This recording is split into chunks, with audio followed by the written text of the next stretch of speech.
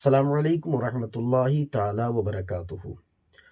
محقق علی الاطلاق حضرت سیدنا شیخ عبدالحق محدث دہلوی رضی اللہ تعالی عنہ ایک حدیث نقل فرماتے ہیں کہ نبی کونین صلی اللہ تعالی علیہ وسلم نے ارشاد فرمایا کہ ماہ رجب المرجب حرمت والے مہینوں میں سے ایک ہے۔ اس مہینے کی بڑی فضیلتیں ہیں۔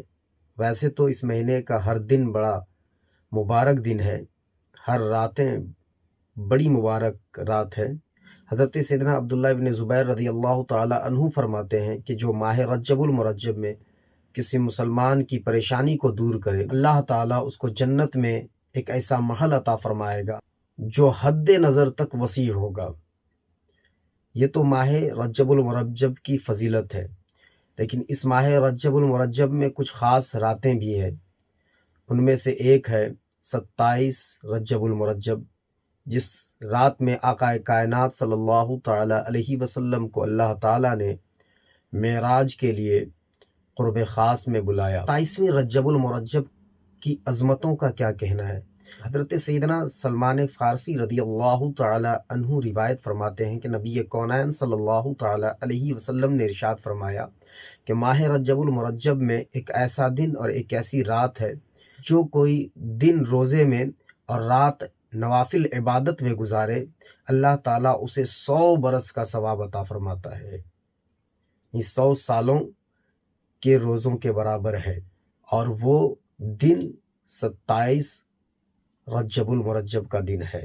اعلیٰ حضرت فتاوی رضویہ میں ایک حدیث نقل فرماتے ہیں، حضرت سیدنا انس ابن مالک رضی اللہ تعالی عنہ سے روایت کرتے ہیں کہ نبی کونین صلی اللہ تعالی علیہ وسلم نے ارشاد فرمایا 27 رجب المرجب کو مجھے نبوت عطا ہوئی، جو اس دن کا روزہ رکھے اور افطار کے بعد دعا کرے 10 برس کے گناہوں کا کفارہ ہے۔ حضرت سیدنا عیسیٰ علی نبینا علیہ الصلوۃ والسلام کا ایک ایسے پہاڑ پر گزر ہوا جس پر انوار و تجلیات چمک رہا تھا۔ حضرت سیدنا عیسیٰ روح اللہ علیہ الصلوۃ والسلام نے عرض کیا، اے اللہ، اس پہاڑ کو بولنے کی طاقت عطا فرما۔ ہی وہ پہاڑ بولنے لگا، کہا، اے اللہ کے نبی، آپ فرمائیں کیا عرض کروں؟ حضرت عیسیٰ علی نبینا علیہ السلام نے فرمایا، اے پہاڑ، تو اپنی کیفیت ظاہر کر۔ اس پہاڑ نے کہا، اے اللہ کے نبی، ہمارے اندر ایک اللہ کا بہت ہی نیک بندہ ہے جو برسوں سے عبادت کر رہا ہے۔ حضرت عیسیٰ علی نبینا علیہ السلام نے اللہ کی بارگاہ میں عرض کیا، مولا کریم، اس بندے کو ظاہر فرما۔ وہ بندہ ظاہر ہوتا ہے اور ظاہر ہونے کے بعد اپنی کیفیت بتاتا ہے، میں حضرت موسیٰ علی نبینا علیہ السلام کے دور سے ہوں، اور میں نے اللہ کی بارگاہ میں درخواست کی ہے کہ ہمیں سید دو عالم صلی اللہ تعالی علیہ وسلم کے زمانے تک زندگی عطا فرما تاکہ ان کے امت ہونے کا شرف حاصل کروں۔ میں 600 برس سے اس پتھر کے اندر عبادت و ریاضت میں مشغول ہوں، اللہ کی شکر گزاری میں مشغول ہوں، اللہ کی حمد و ثنا میں مشغول ہوں۔